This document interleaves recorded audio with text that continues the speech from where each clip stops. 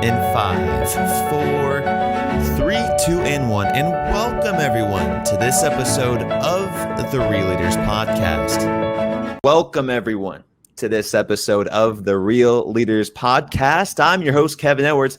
Joining us today is the co-founder of Miei, Lyly Greca. Lyly, thanks for being with us today. Thank you so much for having me. I feel truly blessed and honored.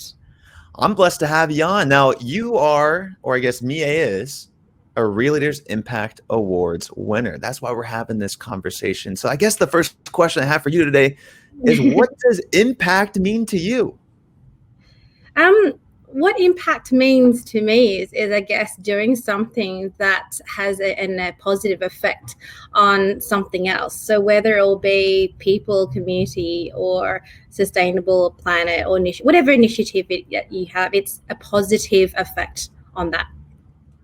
And that's easier said than done sometimes. What's it Absolutely. like for a startup or someone who is just a corporate executive and then now switching to the entrepreneurial route, trying to also sustain your business, make it profitable, but also deliver an impact? How hard is that? The question you said is, how hard is it to switch? It's not hard to switch. It's really in terms of the mindset. How hard is it to be able to run a sustainable business? That's the hard part, because when you're working for somebody else, you're only really managing a segment or a section, and you're only responsible for a small wedge of a bigger pie. But when you're actually running your own business, you have to wear multiple hats, and you have to manage more than just your little pie that you're used to, I guess, in the past. So the switch to change is not the hard part. It's actually learning to be able to adopt all the skills that you've learned to be able to expand, to now juggle so many things, I guess so many balls, people can say, up in the air at the one time, to make sure that some don't fall below what you are wanting it to be. So that's the challenging part, Kevin. And it's definitely a mental thing too. Like, if you're going to start a new sport, a new hobby, if you want to do something and make a change in your life, you really have to prepare yourself mentally for the obstacles that kind of come in that way. Take us to that inception point when you were working for a corporation, and how you had to prepare yourself, or what forced you to jump off that cliff to go enter this journey of entrepreneurism. I don't think I ever thought that I would jump per se. I never had that real plan, Kevin. So if I could kind of share with you my secret plan that I kind of stumbled across when I was very young, and I think I have followed this really quite closely, and as a result, I think this is kind of what I believe has been my roadmap. So I stumbled across an amazing book by Stephen Covey when I was 12, and then obviously his physical book turned into an audio book that was from the cassette tape, and then I listened to that on my way to school and back, etc. And all the principles and lessons that he's learned, I've literally tried to adopt that. And what I've realized is I've put life into 3 stages, and I'm going to share with you what those 3 stages are. Please, for me, I've never really thought that I'm going to work one day in for someone else, and then there'll be a time in the future that I'm going to switch. I never had that. I've broken up into, for some reason, I've planned my life this way. If I'm lucky enough without interruptions, I'm able to live approximately 85 years, right? So if all things goes well, I have 85 years of my life on this earth, and I've broken it up into 3 stages. It sounds really strange, but this is how I've done it. So from birth to when I'm about 20 years old, I call that stage 1. And then 20 to 65, that's stage 2. And then 65 plus is stage 3. And for me, stage 1 is learning. It's intense learning. Stage 2 is play, is in putting all of the learning into kind of play practice. And then stage 3 is the reward. And so I've always wanted to learn as much as I possibly can, and I really wanted to be valuable. And one of the things that I got out that really stuck with me about Stephen Covey's theories is that have the end in mind. And so I've always had my legacy written out from a very young age. And so that's kind of how it has mapped it out for me. So I've always known what I would like to be remembered for and what I like to do. And then I kind of plan backwards. And I kind of broken my life into these 3 stages. And I feel like when I'm in my, up until I'm 20, I'm going to learn as much as I possibly can from all the people I've worked for, worked with, and have the privilege to be able to support and help. And I want to be as valuable as I possibly can wherever I touched. So if I was working at one organization, I never just saw my job as my job. I wanted to be able to be valuable, and to be valuable, I had to learn from other areas and other departments, so that if that department goes down or needs another hand, I'm an additional resource. I'm valuable because of that. And that to me was what I believe stage 1 was. And then stage 2 was, now I've been able to learn a little bit from all the people I've worked with and worked for. I want to now be able to put some of that into practice and have a play. And it wasn't until I realized that now that I've done enough playing for other people with other people's risks, because technically if I'm working for someone else, I'm playing, but they're bearing the risk, right? Ooh, interesting, yeah. So when I got to that point, I was like, okay, I think I'm ready now. And the point is that I realized that what I wanted and my journey and my legacy, this is my time to branch off. And I believe that no matter what I do and how I do it, I'm going to be okay, because I also realize that I'm only as good as the people I'm surrounding. And so I have had a really huge discipline to be able to ensure that I surround myself with people who are smarter and better than I am, so I could once again learn from them and enhance my life. And the thing that I also realized, besides the 85 years of life, is that you and I start and end very similarly, right?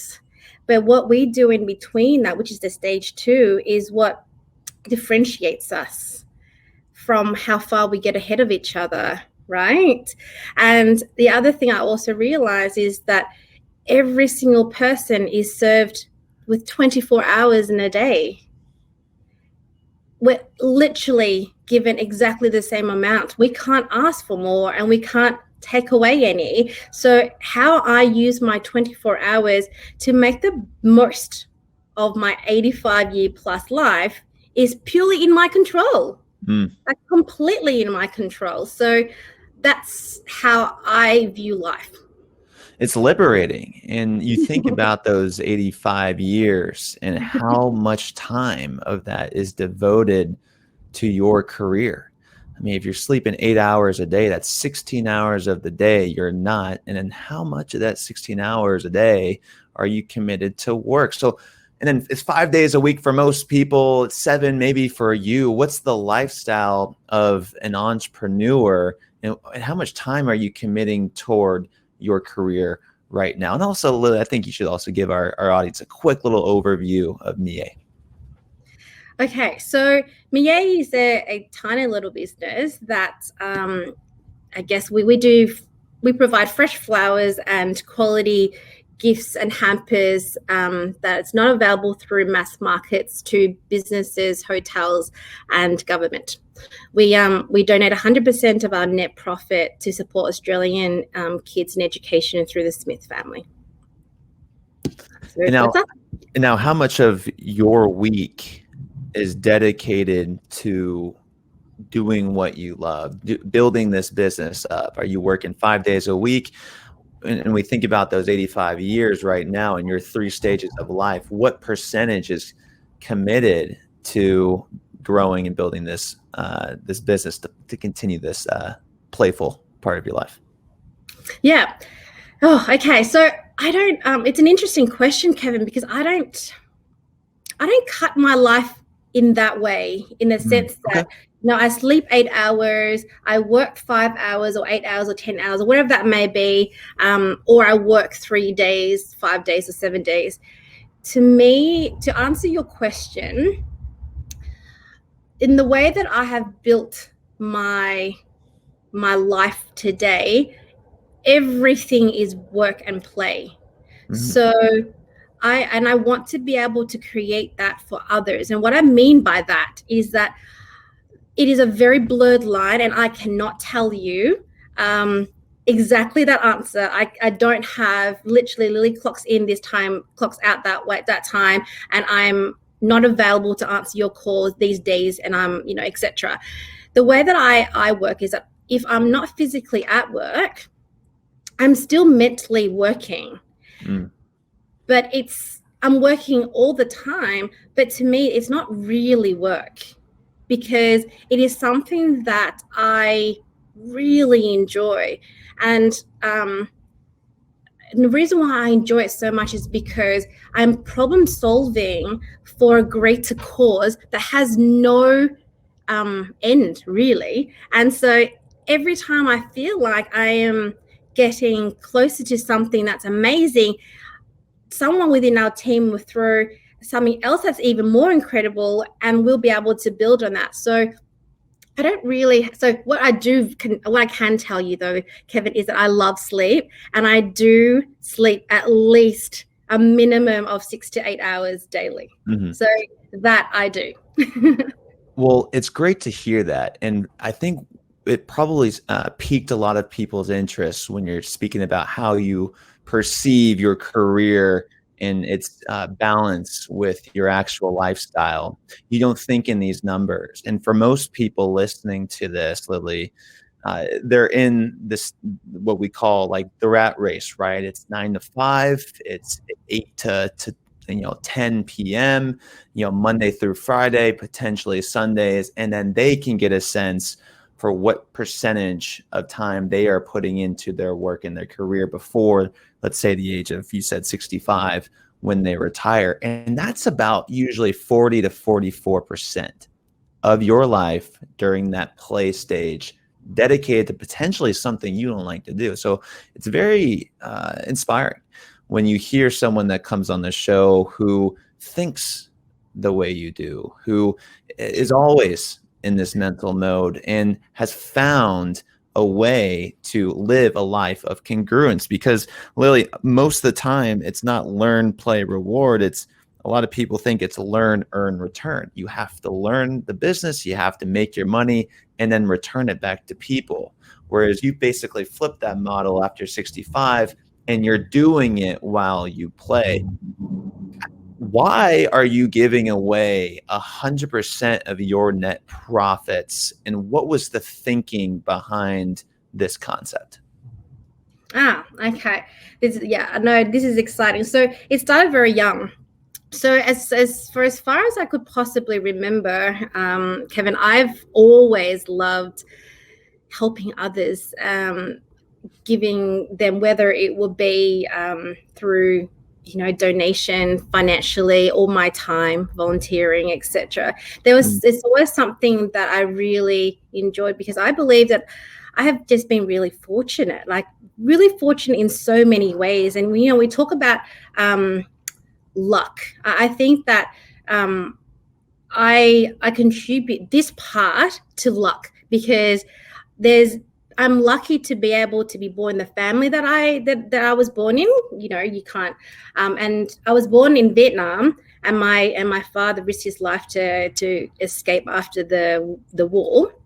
And I was lucky that I was born into this into the family that I had, with the parents that I had, and that my father was lucky to be able to escape, which I'm a part of the family. So then we were able to be, adopted into Australia. some years later, when once my father have actually settled down and settled in, and I'm lucky that I was able to actually go to Australia, because not a lot of people were able to do that. Do you know what I mean? And you can't pick and Yeah. choose. That to me is not a choice. And I couldn't control that to make a change. So then when I saw, I guess, the hard work that my parents have done, and then I look back to what we've left, which is a lot of people who are not as lucky, I guess, in some sense. I just wanted to help them. So as young as I possibly can, that was something that was very important to me. And as I grew up, I found lots of means to be able to give back, whether it be as I was able to make my own money, I would contribute a percentage always to helping them. And if I was going to church, and when I went to church, I would always volunteer and help out. And later on, as I got older and I got married, my husband and I, we are so in sync in terms of how we want to be able to contribute to the world. Sure. And that's kind of where it streamed from, in terms of that young hunger to help from what I've seen and what I've left, and how fortunate I feel in the position that I am. And I just feel like if I could do it, others can. And if I can do it, I should help those who can't do it. And there's another thing that I have, besides realizing that everyone has 24 hours a day and 85 years plus to live, I also realize there's only 3 meals really that people eat. And you can break it up to how many ways you like to eat those 3 meals. But there's only so much us as individuals can consume, right? And we can consume a limited amount of food. We can only live in a limited amount of homes, and we only really need a limited number of, I guess, clothing to be able to sustain us, and everything else is surplus. But saying that, though, there are so many people who don't even have those things. So I don't want to be able to indulge. I feel like if I could have anything that's surplus, I should be able to help give those who don't even have those. And that's kind of my thought of how we wanted to turn our model into 100% profit for charity, because we are in a very fortunate position. We're able to have all the necessities that we need and more, and we have the smarts and the intelligence and the ability, physically and mentally, to be able to work and do the things that we can, whilst others are not as lucky. And we want to be able to help provide them not handouts, but provide them with support, so that they have the ability to believe in themselves, that they could actually do and work and provide a better future for themselves and others around them. And it's incredible. Now, Lyly, when you tell people this, hey, we're giving away 100% of our profits to these charities and these people, these kids in need, what do the other people in the business community say to you? Is this eye-opening to them? Is this do they think you're going crazy? What is it specifically? What is the reaction from the average business person when you pitch this concept to them? At the very start, 5 years ago, it was so challenging, and I think, like anything, Kevin, in this world, anything that's new and early in its kind of time of adoption is very foreign. And it's sometimes, when it's too early and too foreign, it becomes too good to be true, and it can be early rejected, right? So we've faced a lot of that, and you're not wrong. But I knew that if I just got one person, it's not about an organization, it's just one person who believed in me, who would give us a chance, that we could prove it. And that's kind of what happened. I had to accept a lot of rejections, and I knew that. I'm not, and I guess all of my years in learning, one of the things that I have realized and learned is that nothing really has context or meaning unless I place on it. So so when I get a no, I'm super excited because I will learn how to objectively handle for the next call that I go out there. Mm, And then so eventually, after one rejection after the other, I have learned how to handle myself so well that when I got to the big guys, the really big corporate that I really wanted to pitch to, I've put all the objections up front. So I said, you must be thinking A, B, and C, or let me explain to you, mm, all these things. So when I did, they didn't really have any more questions to be able to challenge me on, and they had to give me a go. I guess either they felt bad, I'm not sure, but they were very kind to be able to give us a chance. And it took one person to believe in us, to then adopt us, to see how it worked. And then when they saw the results of it, that's when it was amazing. That's, to us, was when became became not necessarily viral, but more like, okay, this person who have shared with us a concept that just seems so odd, let's see if we're going to be taking a mickey out of it.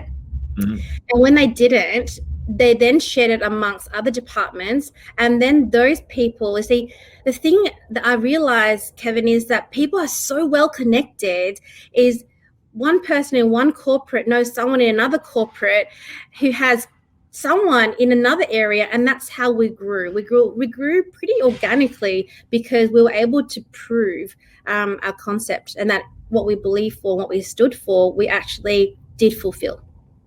And that's one of the things that I found to be so interesting about entrepreneurship is just like it's just one little conversation leads to another, which leads to another. And then you look back 5 years from now and you go, gosh, if I never had that one conversation, I don't know where we'd be right now. And so you think about jumping off the cliff and the risk that it takes to do something like that.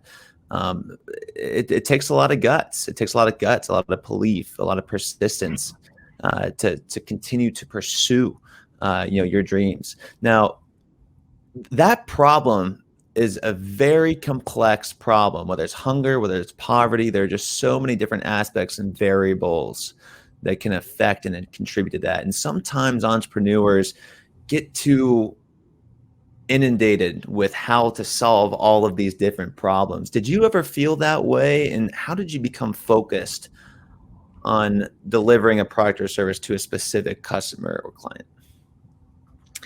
Yes. So I don't have the shining star or the shining ball kind of issue.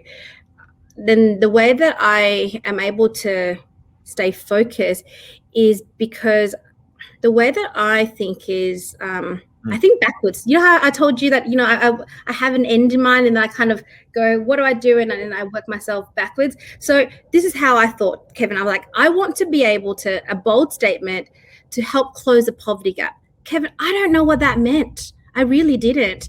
And then I thought to myself, there are so many ways. And I started to, draw out charts and brainstorm and putting all these ideas in terms of how we could close the poverty gap. Like, what is that and what does that actually mean? And we came to the fact that my husband Rob and I, who are the other co-founder, the better co-founder, we're both super passionate about children. And we truly believe in children's education is the pathway to helping to close that poverty gap. Okay. And the reason is because there are amazing organizations out there already who's supporting with the young adults and the people who are already able. The homelessness and all those amazing areas. For us, we wanted to be able to help the young children provide that equal start. All of us were born the same way, so we should give them that first start and give them things on a silver platter, and not on a silver platter in no way, but give them options so that they know that they have the possibilities to be able to do something instead of being crippled by their circumstance or their family, etc. And we believe if we could give them education, then they will be able to internally help themselves and help their family and break the poverty cycle. Mm. So if they could learn to be able to want to have the I guess the strive to make it out there and be independent, then they can do anything, but it starts with the education path first. I mean, health and then education. So that's how we thought, for us, helping to close the poverty gap, we're going to put all of our efforts into that area. It's an interesting concept, and I think others describe it as the theory of change. Start with the problem in mind and work backward to try and figure that out. It's a very, very cool mindset an approach that you've taken to the business. Now, I want to go back to the investors part of this. Maybe this company is different. Maybe they're on to something. And one of the organizations that rings a bell to me is Patagonia. If you were to be an investor and Patagonia were to go today and say, we're going to build this robust supply chain, organic cotton supply chain, and invest millions and millions of dollars into our suppliers to make sure our cotton is eco-friendly. We're going to give away all of our trademarks and patents for these wetsuits and just give them away so anyone can design them. No investors would invest in them. Yet their commitment to making the world a better place, to protecting the planet, to being in business, to essentially go against business, has been something that people and consumers have been able to latch onto. Are you finding similar results with your customers and clients, where you go to them, whether it's a corporation for employee benefits or flowers or gifts or things like that, and they want to work with you because you're different? Are you finding that too? I don't necessarily think we haven't experienced that, Kevin, as easy as that. I don't think for us in our experience that our customers have chosen to work with us. If they did, they didn't verbally tell us. So they didn't say, guys, we want to work with Miei because you guys are different. They have worked with us because we have delivered something amazing for someone they know. And then the charitable part of it is the icing on the cake. Mm-hmm. Okay. So we have found that even though we service corporates, hotels, and government, and a part of them have got a corporate social responsibility to be able to implement social conscious into their supply chain, because there are so many people involved in the procurement and in the supply chain part of it, not everybody has the same mindset to do good. Everyone that we've come across, what we have realized is that people want to work with someone who is easy to deal with, who's reliable. Their product that they procure from someone makes them look good. And that's what we try to be, because we never want to sell our business as you are being with Miei because we're charitable. Because people don't care about that first. They care about that last. That's our experience, Kevin. So it means that if we could I'll give you an example, right? We could deliver amazing flowers to a business. If we deliver that consistently well all the time and make that business look good, and we're super easy to deal with, we would retain that business. And the icing on the cake for that business to feel is that they are engaging with a supplier who delivers well and they are conscious about social causes. But if we are a supplier who do not deliver amazing flower arrangement, who lets them down all the time because our flowers die and we're super hard to deal with, and when they give us feedback, we don't really care, I can tell you that they will change us very quickly. They will definitely not keep us around just because we have a charitable element to our business. They will 100% replace us with a supplier who's more competent. who would make them feel better. So in our experience, that has been the case. We are aware of the psychology and the way that businesses work and how they think. And as a result, we have made it a very big effort to always do the right thing. And for us in our business, doing the right thing is not just the charitable element. Doing the right thing is across the board. The right thing by our customers, the right things by our own people, the right thing by our community. It's refreshing to hear. Many social entrepreneurs believe, if I have a mission-driven product, someone will choose mine over the others. But really what it comes down to, from what I'm hearing, is obviously the quality. Is it a good customer serving? Is it a good product that you're delivering? Do you like the people that you're working with? I mean, it's just business 101, more of a value add as the philanthropy aspect of that part. Now, what about the people who are manufacturing the products, the people that are picking the flowers, growing the flowers, your employees that are creating this service for you? Are they attracted to your organization because of the philanthropy? Are they attracted to your organization because you're trying to do good across the board? The people who grow the flowers, are they attracted to our philanthropic ideas? I think they like the fact that they are supporting a business who are doing that.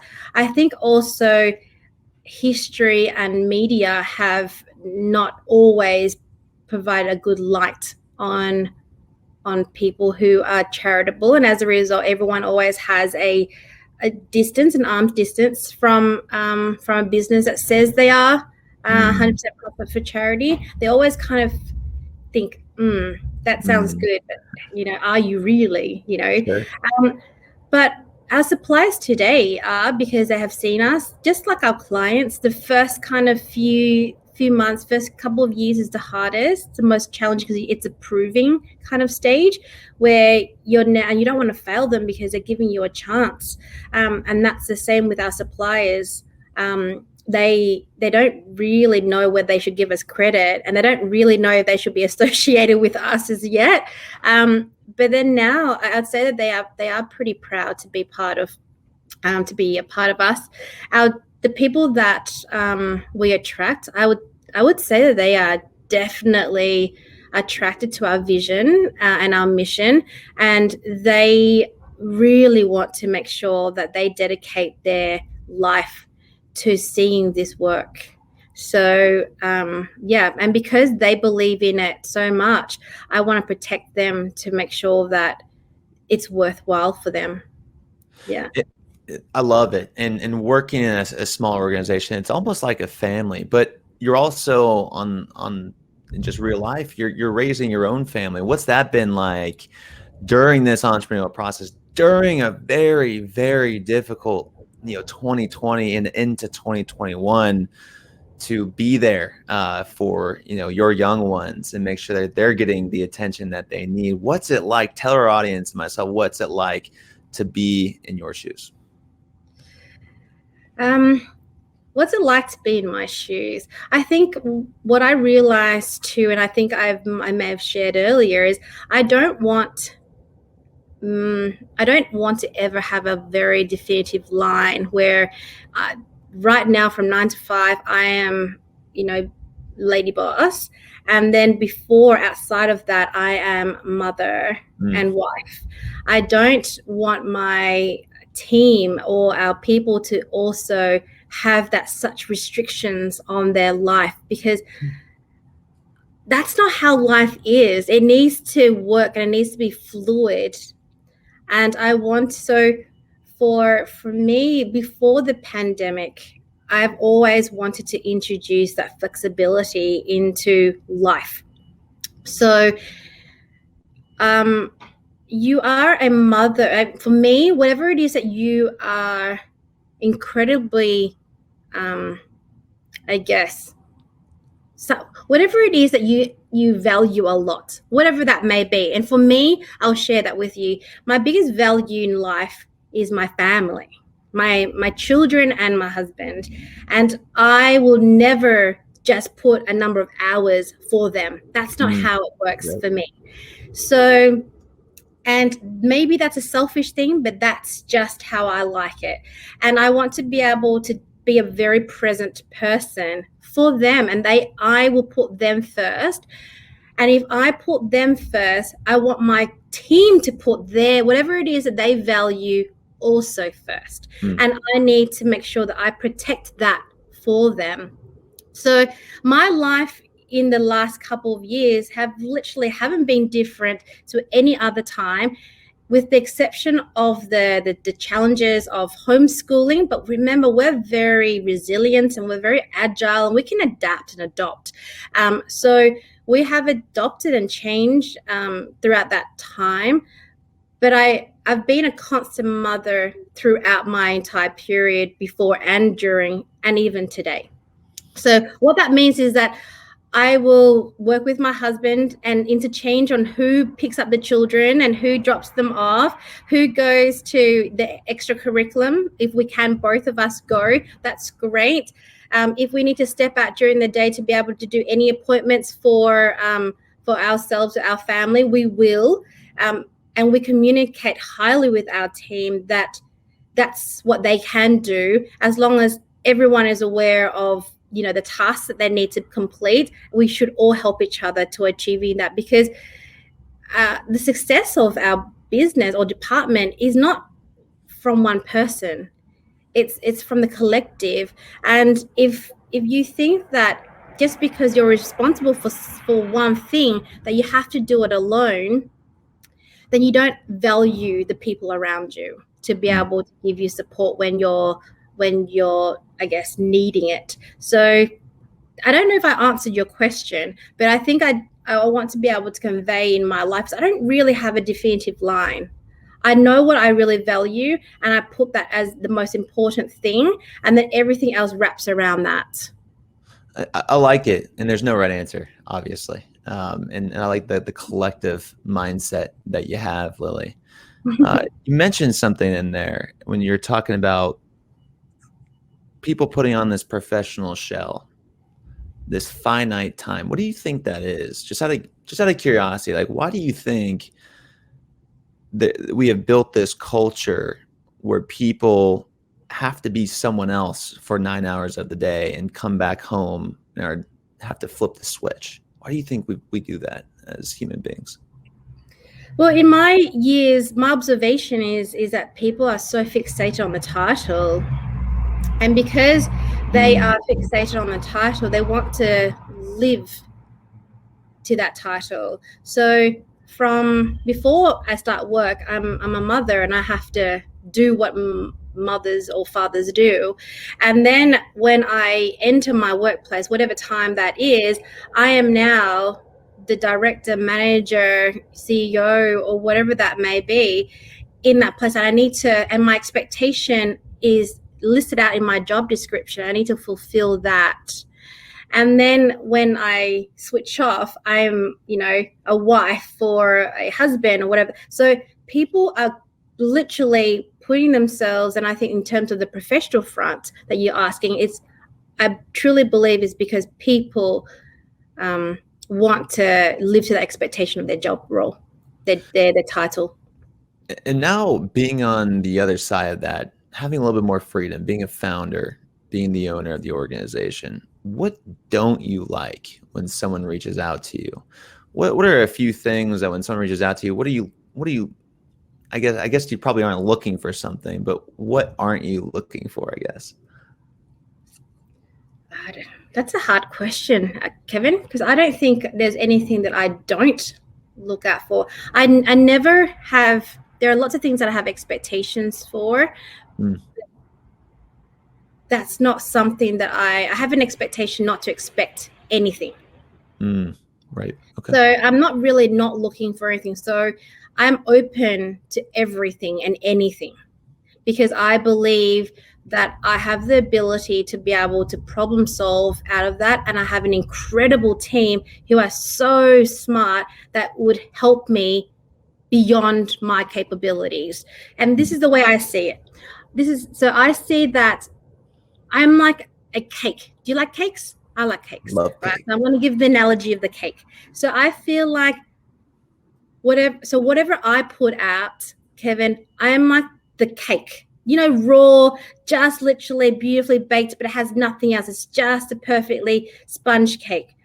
I feel like that's the best that I can provide. And then my team brings in all the beautiful embellishments, which is the beautiful frosting, the amazing decorations. And so from there, it becomes incredible and everyone wants to watch it and everyone wants to eat it and everyone wants to have a part of it. But without the base, which is essential, it's just a cake. Mm. But it's the team around me that adds to that base that makes it amazing. So that's how I see my life. But what about if you're baking the cake, you got too many cooks in the kitchen? You got too many things going on, you got a lot of distraction. All you're trying to do is just bake this cake. How do you filter out the priorities in your business?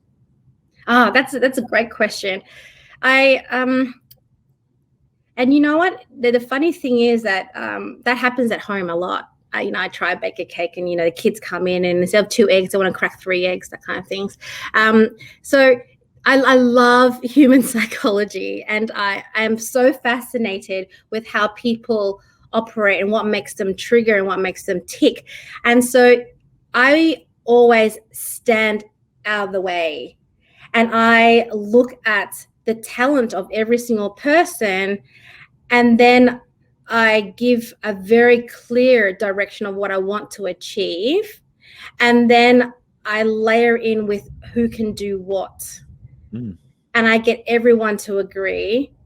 And then it happens. So for instance, that baking of the cake, if for the first time I try and bake a cake, I realize everyone wants to have a hand at it, I will let them go and I will absolutely observe and watch because I will then pick out and go, oh, that person's really good at the flour and that person's really good at the eggs. And gosh, that person's loud, which means that they're a good leader. So I end up almost by watching and observing them, I almost know their strengths and weaknesses.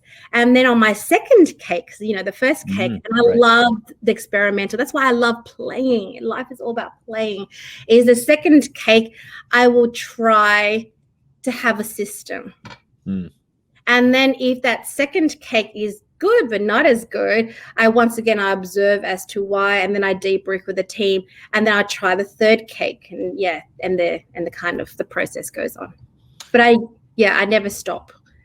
So a leadership question. It seems like you're a very good delegator. When you're designing your process for how you want to operate 1, 3, 7-year plan, are you thinking about the current seats of the people of the company that you currently have?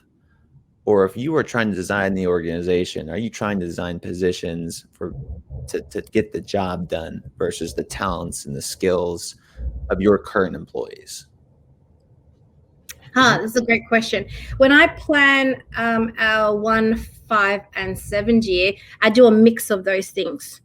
Okay. So I would write in terms of where I would like to go, what I would like to see, and how I like it to operate.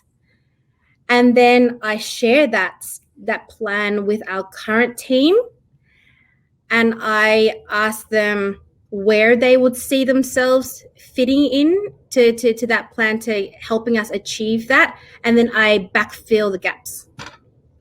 Okay. And in terms of the process of elimination, to iron out that plan, it's very difficult to get people on the same page. Are you more of, hey, this is the direction of the company, this is where we're going? Or do you allow for some feedback and then to receive different types of opinions and then to eliminate, to get a clear vision? How do you? My type of leadership style, Kevin, is I love a good debate. If you ask anybody in our team, as I mentioned, I don't believe that I am the sellable product. I'm the base of the cake. Right. And it's everyone else that literally makes it really attractive and really, I guess, sellable. So my way is definitely more of a feedback.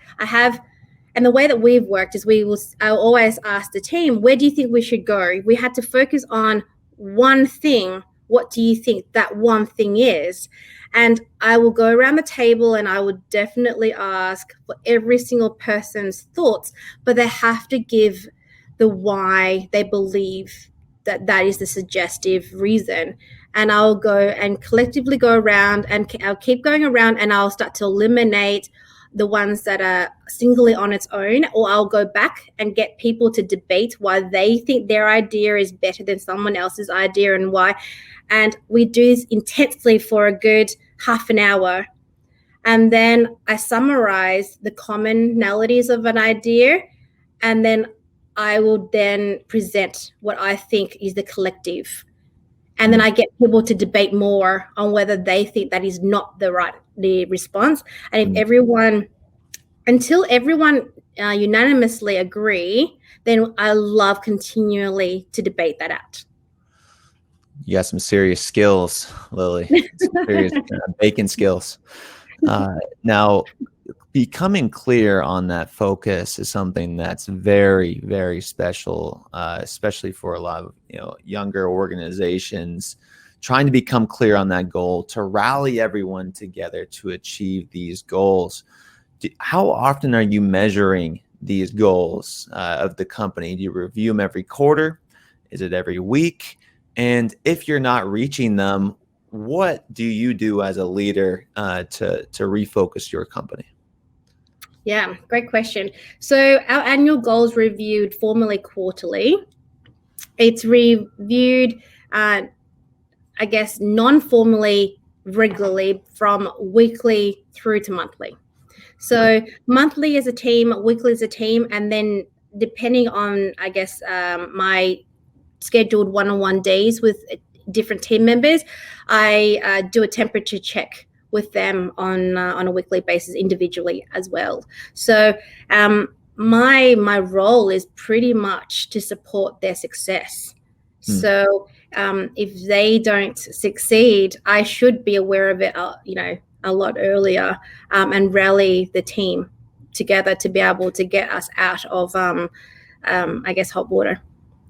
It's beautiful. It's beautiful. You're in it for your team members. You're in it for the young ones to be educated, to be, whether it's financially independent or just successful, or just to understand the basics to take care of themselves. It's really inspiring, Lyly. And so, to wrap this up, let's bring this home. What is your definition of a real leader? Okay, so I think for me, a real leader is someone who is humble, someone who loves people. They have to love people.